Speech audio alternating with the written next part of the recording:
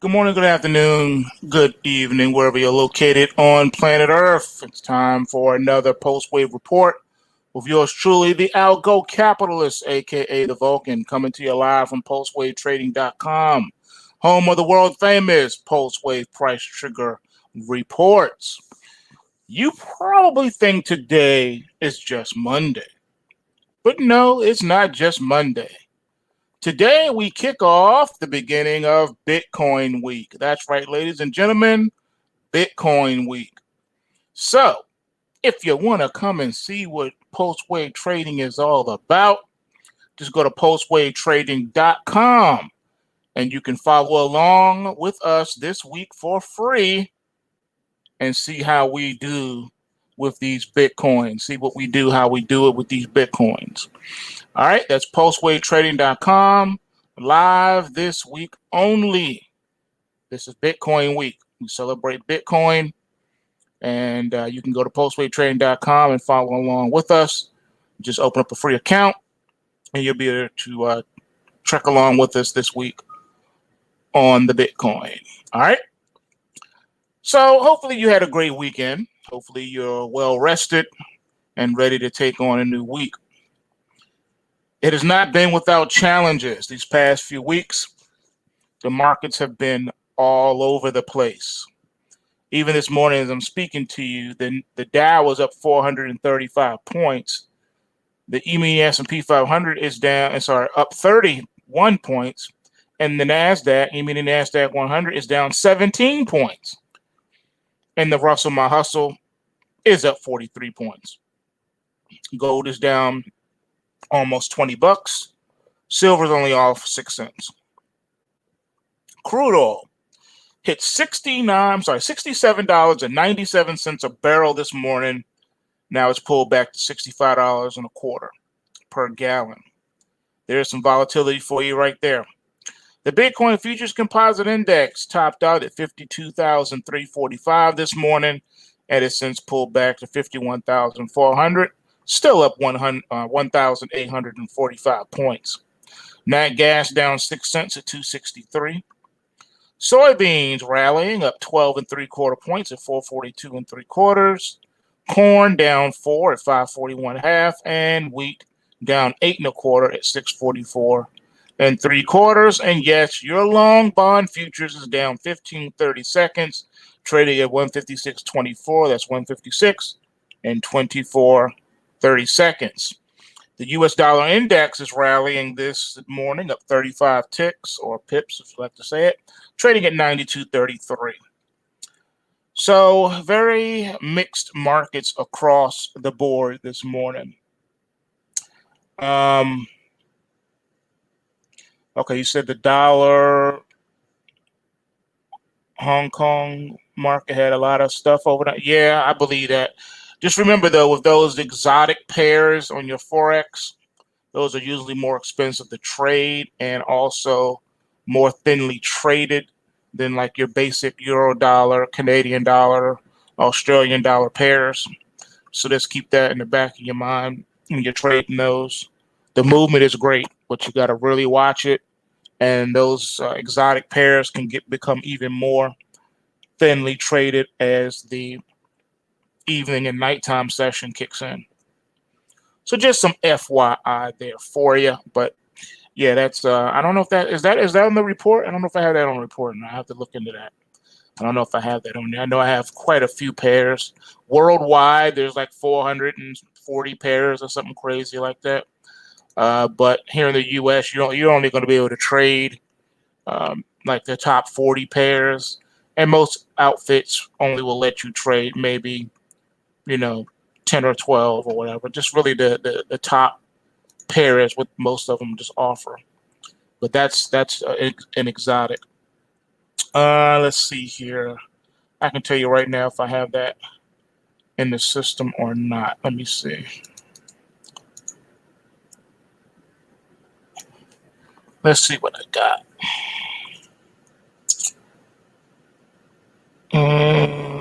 Let's see. No, I got the Hong Kong dollar versus the yen, Let me see. No, I don't see that on my thing here. Let me see if I can add it though. That'll be interesting to watch. Let me see if I can bring it up. So like I said, some of those exotics can be a little more cumbersome. Let's see, USD, and you got the HK. Yeah, it doesn't look like we got that one here. And like I said, we're pretty limited in the States. Maybe it's put in different. Let me see, HKD.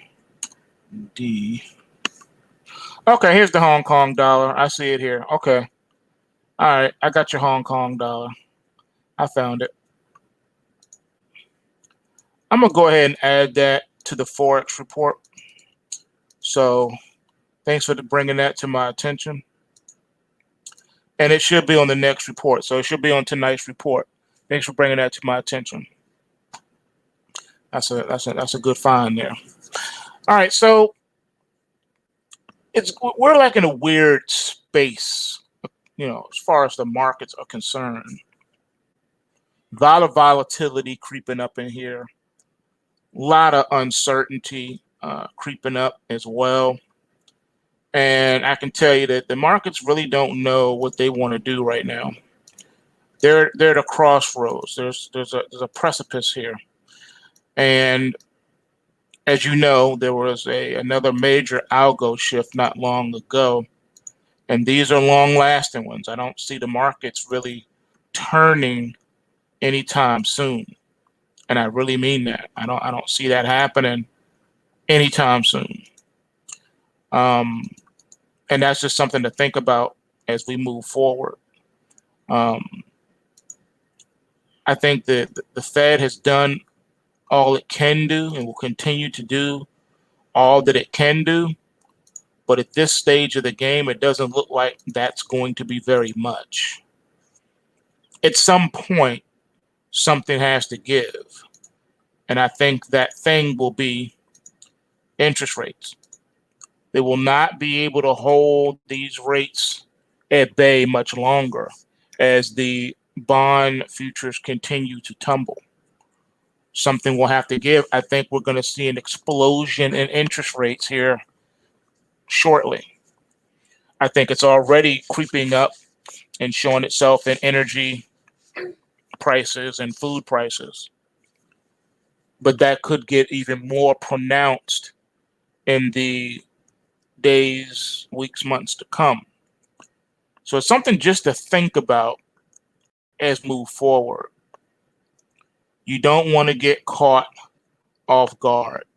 You don't want to get caught slipping the market. And I cannot stress that to you enough. Don't get caught slipping. But it would appear that right now, the market can do no wrong. It's just been a straight up incline in the equity markets. This is a dangerous sign when everybody and their mama is talking about stocks and bullish on stocks. Everybody's bullish. But even if every economic report the government puts out on a weekly basis, let's say it all turns up rosy, that's not going to be your issue. Your issue going forward, the thing that's going to end up killing this rally, is going to be interest rates. Interest rates are a damper on the stock market. Anytime companies' cost of borrowing, cost of money goes up, then it's going to look really bad for everybody else. It's going to be bad. They have to be able to make their money. And when it's costing them to borrow money, to expand, to do anything, you're going to see those rates go up. They don't have a choice but to go up.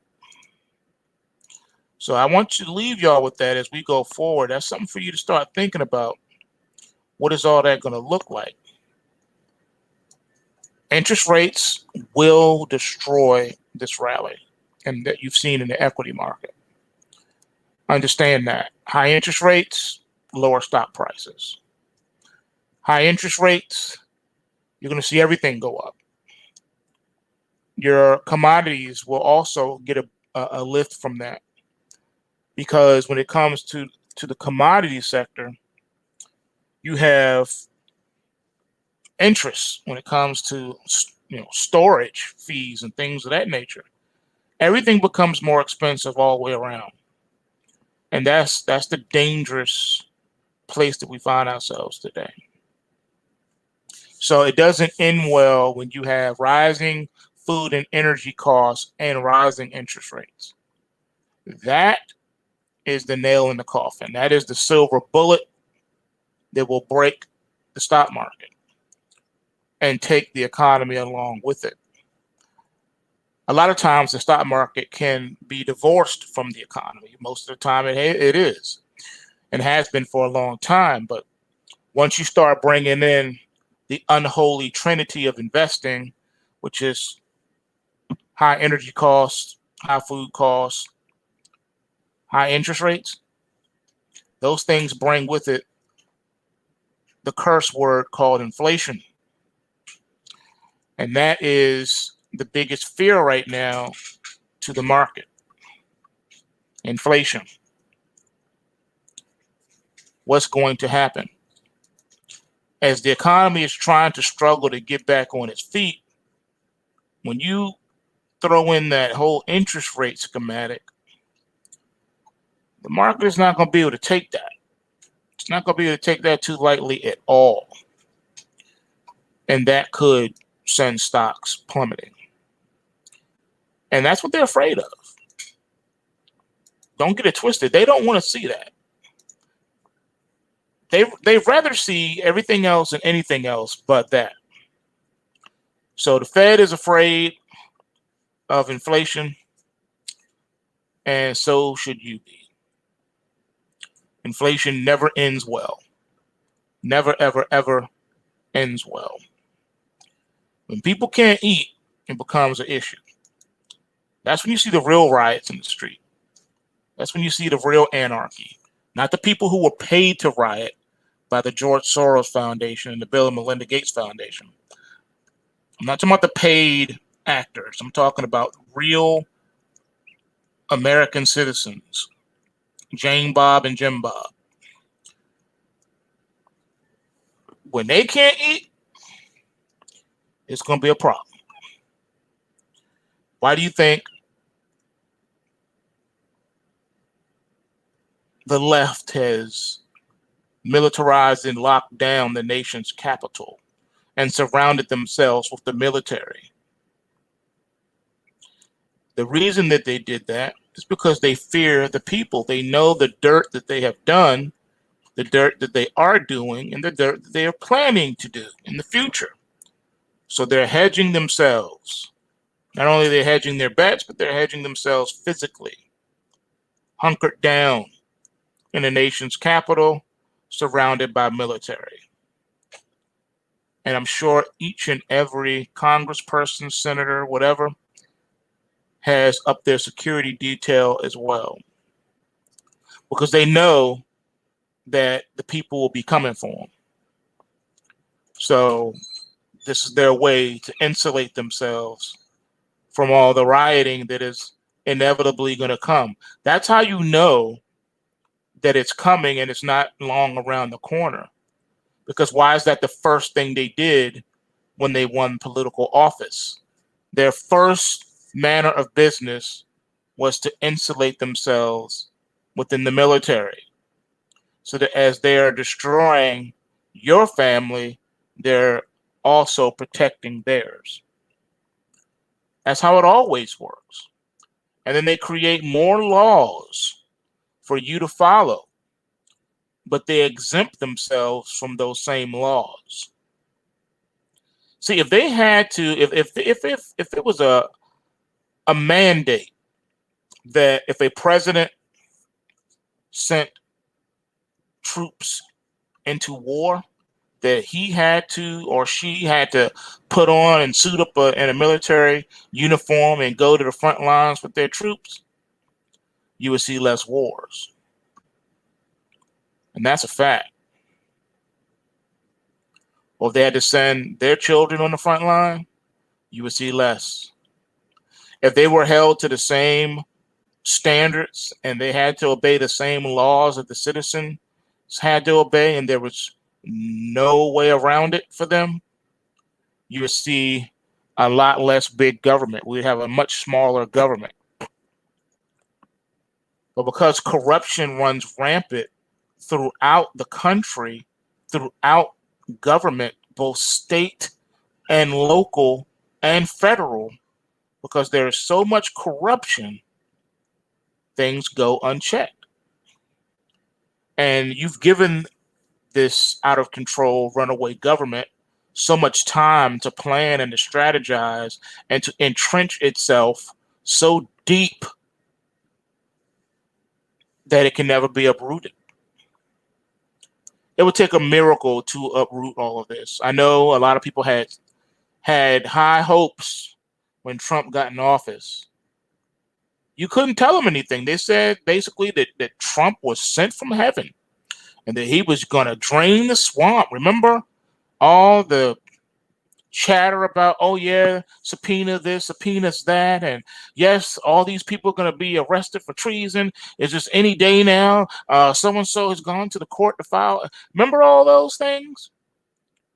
That's been going on for, to my knowledge, at least 10 years. I first heard of it back in like 2010, I think, 2010, 2011.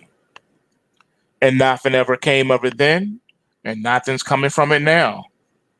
Trump was unable to drain the swamp because it wasn't about the individuals, the elected officials. It wasn't about them. So he tried to remove physical people. But once you cut off one tentacle, another one grows back. What he didn't understand was that he was not fighting a war of people. He was fighting a machine. And the only way to drain the swamp would be to get the machines out of the swamp. But the machine is still in the swamp.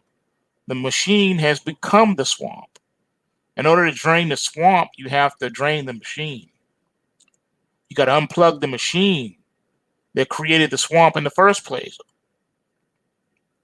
And that's what he was unable to do. He could not root out. The machine is sort of like a giant terrorist cell. And you don't know who the members are because they don't wear colors like blue and red. They don't have a tattoo. There's not a secret handshake. So you don't know who they are. They're so entrenched within society. They're judges. They're lawyers. They're dentists. They're doctors. They're auto mechanics. They're police officers, district attorneys, State Department employees, Pentagon employees. It's a one big terrorist cell. So how do you root out all the members of the terrorist cell? There's no ledger. There's no black book. This whole thing has been allowed to fester secretly for decades. And now it's so enriched, so ingrained, so entrenched, it's impossible for you to root it out. And because it doesn't necessarily have a central leader or central office or central location, it's made up of so many tentacles that even if you were able to expose one tentacle and you were able to cut off that tentacle, another one would just grow back in its place. It's a losing battle. All right. It's a losing battle. I don't know what else to tell you, except for what I've been telling you guys for the last decade or so. The time to act was back then. It is much too late now. What can we do? There's nothing you can do. You've been asking, what can we do for decades? And you were told what you could do. No one listened. No one listened. No one wanted to listen. I gave you solution after solution after solution. The latest one I gave, I said everyone needs to vote them out of office. That's how you will help to slow them down. If you get rid of their political power, if you vote for an independent, don't vote Republican or Democrat, that would have upset the machine, and that would have made and forced all the rats out of hiding. Because then they would have been desperate. They would have had to do something desperate, and they would have been outed. But no one listened. Instead, you did the opposite of what I was told you should do. I was also the first person on social media years ago when people were asking for solutions. Back on the late, great Charlie McGrath's Wide Awake News radio show, I was asked that question, what can we do? And I said, well, you gotta starve the beast. They said, what do you mean? I was the first person that said that. That term came from me. I said, you need to starve the beast. And the way you do it, everybody has to vote with their dollars and say, you know what? I'm not charging up any more credit card debt. You know what? I'm not buying any more junk that I don't need. You know what? I'm not upgrading to the $1 million house. I'm good, just fine with my $250,000 house that's paid for. I said, you got to hurt them in the pocketbook. That's how you take away their power. If you take away their money, you take away their power. But because you didn't listen to me then, now you've given the enemy the opportunity to do that to you. They've taken away your money. And when they take away your money, they're taking away your power. How did they do that? They locked down the economy. I told you that we, the people, should have locked down the economy years ago on the Wide Awake News show. I said, that's what we should do. You boycott, lock down the economy, bring it to a screeching halt to get their attention. No one listened. So now they've done it to you. This is a turn-based strategy game. When it was our turn and the ball was in our court, back with when they first had the Tea Party movement and the audit the Fed and the Ron Paul running for president, that was our turn. That was our turn. And we should have flanked the enemy then. We had the momentum to do it and everything, but what happened? We missed. We took a shot and we missed. And guess what? Now it's their turn. And every shot is hitting the target. And now the last part was the shot to the heart when they brung the economy to a screeching halt, leaving you absolutely helpless. Now you've gotten to the point where you're 100% dependent on them to give you a stimulus. If they don't stimulate you, then you will die, wither and die on the vine. They've even taken your jobs away on purpose so that you won't have a choice but to ask for and beg for, you guessed it, the handout, universal basic income. Yep. I'm just saying. You wanted answers. I'm giving them to you. I told you. Told you what you had to do. You can't make this stuff up. I told you guys that this was coming, man. Now it's too late to do anything. There's nothing you can do. They're hoping and waiting for you to try to do something so they can call you an insurrectionist. They've taken away your free speech because they know that if you can't communicate your ideas and concepts, then you're no longer a threat to them. You're no longer dangerous. So they've taken away every avenue. They took away your money, then they took away your voice. They deplatformed you. So now, even if you do want to say something, even if you do want to have a voice, you can no longer have one because it's been taken away from you. You waited too long to act. The game is over, in case you didn't know. The game is completely and utterly over. There's no coming back from this. They've even told you to your face, this is the new normal. There's no going back. There's no going back. You will never be able to drain the swamp. They have become the swamp. It's too late. The festering wound has become infected and has become gangrene. It must be amputated. Isn't that where we are today, ladies and gentlemen? Well, you still have choices. Even when you don't have choices, you still have choices. The only thing you can really do right now is to try to take your life back. Your Constitution and Bill of Rights has already been burned. They threw it in the fireplace while you were sleeping. That's already gone. They've taken all your avenues of escape away.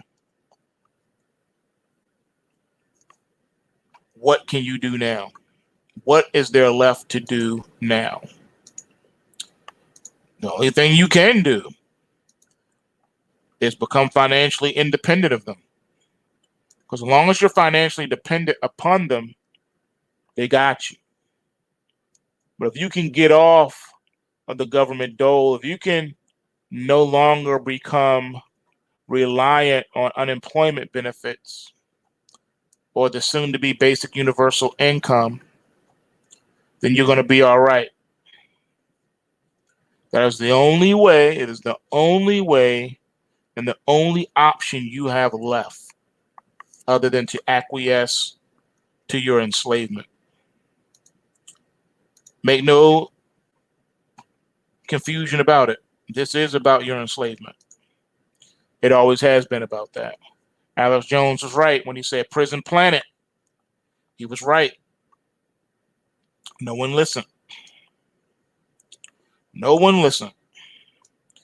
Then they deplatformed him, took away the voice. Then they attacked him and attacked his money, hurt the money.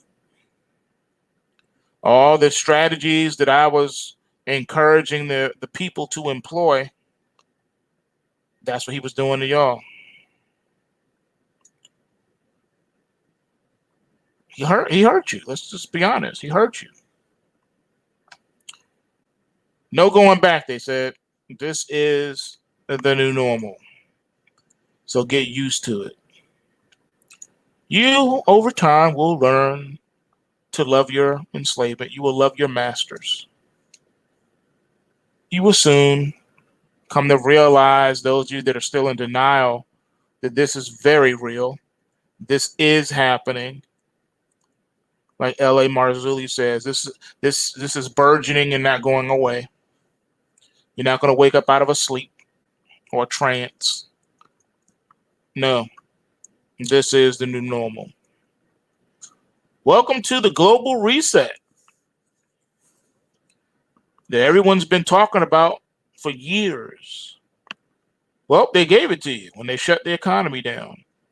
That was their version of the global reset right there. Let's just shut down the economies, impoverish the nations, and have them to become reliant on us, the central banks. I would say their strategy seems to have worked greater than what they could have even hoped for. Looks that way to me. When you say they've won, they beat you.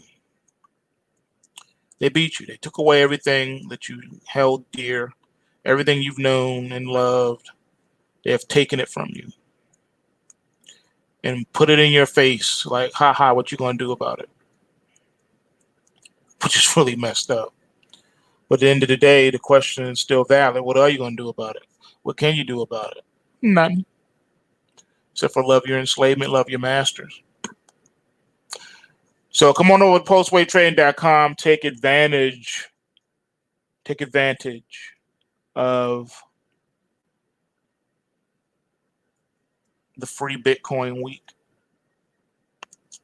That's right. All week long, free Bitcoin reports. But you got to go to PulseWaveTrading.com to get it. And with that being said, remember, smash that like button. Remember, bulls make money, bears make money, and pigs get slaughtered. So remember to take what you can and give nothing back. I'm out. Peace.